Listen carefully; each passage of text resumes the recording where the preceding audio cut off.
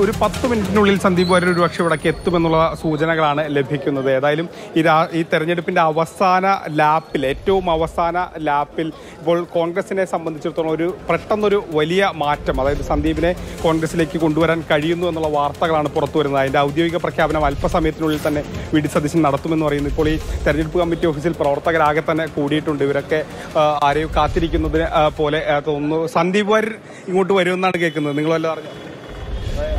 സന്ദീപ് വാര്യർ ഇങ്ങോട്ട് വരുമെന്ന് പറഞ്ഞത് സന്ദീപിനെ വെയിറ്റ് ചെയ്യാം. അതെ, 10 മിനിറ്റിനുള്ളിൽ ഉടൻ പ്രഖ്യാപനം ഉണ്ടാവും. പ്രതിപക്ഷ നേതാവ് കൂടി ഉണ്ട്,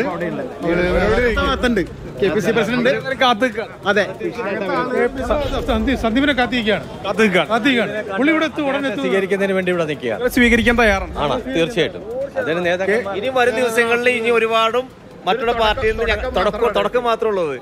ഇലക്ഷന്റെ അവസാന ദിവസമാണ് ഇതൊരു. ഒരുപാട് ആളുകൾ വരാൻ നിൽക്കുകയാണ്. കാരണം അപ്പുറത്ത് LDF ആയാലും BJP മുന്നണി ആയാലും മുങ്ങാൻ പോണ കപ്പലാണ്. UDF ശക്തിപ്പെട്ടുകൊണ്ടിരിക്കുകയാണ്. അതിന്റെ സൂചനയായിട്ടാണ് പലരും വരാൻ തയ്യാറായിട്ടുണ്ട്.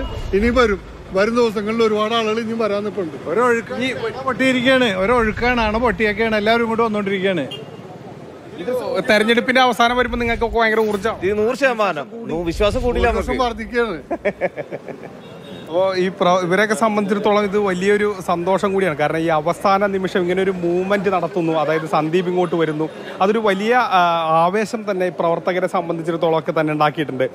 മാത്രമല്ല ഇതൊരു പ്രധാനപ്പെട്ട കാര്യം, ഈ CPM പല ഘട്ടങ്ങളിലും സന്ദീപുമായി ചർച്ച നടത്തി എന്നുള്ള വാർത്തകളും അല്ലെങ്കിൽ അത് സംബന്ധിച്ച വിവരങ്ങളൊക്കെ പുറത്തു വന്നിരുന്നു. പക്ഷേ അവസാന ലാപ്പിൽ സന്ദീപ് കോൺഗ്രസിലേക്ക് വരുമ്പോൾ അത് ഒരുപോലെ തന്നെ BJPക്കും CPMനും കിട്ടുന്ന ഒരു അടി എന്നുള്ള രീതിയിൽ, അല്ലെങ്കിൽ അവർക്കുള്ളൊരു മറുപടി എന്നുള്ള രീതിയിലാണ് നമ്മളതിനെ പൂർണ്ണമായും വായിക്കേണ്ടത്. കാരണം ഏറ്റവും അവസാന ലാപ്പാണ്. ഇനി 2 ദിവസങ്ങൾ കൂടി, അല്ലെങ്കിൽ ഏതാനും ദിവസങ്ങൾ മാത്രമേ തെരഞ്ഞെടുപ്പിനുള്ളൂ. ആ ഘട്ടത്തിലാണ് സന്ദീപ് വാര്യരെ പോലൊരു ചാനൽ ചർച്ചകളിലൂടെയും അതോടൊപ്പം തന്നെ പ്രവർത്തനത്തിലൂടെയൊക്കെ വലിയ മുഖമായ BJPയുടെ മുഖമായ ഒരു നേതാവ് ഇവിടേക്ക്, അതായത് കോൺഗ്രസിലേക്ക് വരുന്നത്. അപ്പോൾ സ്വാഭാവികമായ അത് കോൺഗ്രസിന് ഉണ്ടാക്കുന്ന ഒരു ആവേശം ചെറുതല്ല. കാരണം അത്തരത്തിലൊരു ഏറ്റവും അവസാന റൗണ്ടിൽ അങ്ങനെ വരിക എന്ന് പറയുന്നത്. എന്തായാലും അവിടുത്തെ കോൺഗ്രസ് പ്രവർത്തകരൊക്കെ വളരെ ആവേശപൂർവ്വം കാത്തിരിക്കുന്നു എന്നാണ് പ്രതികരണങ്ങളിൽ മനസ്സിലാകുന്നത്.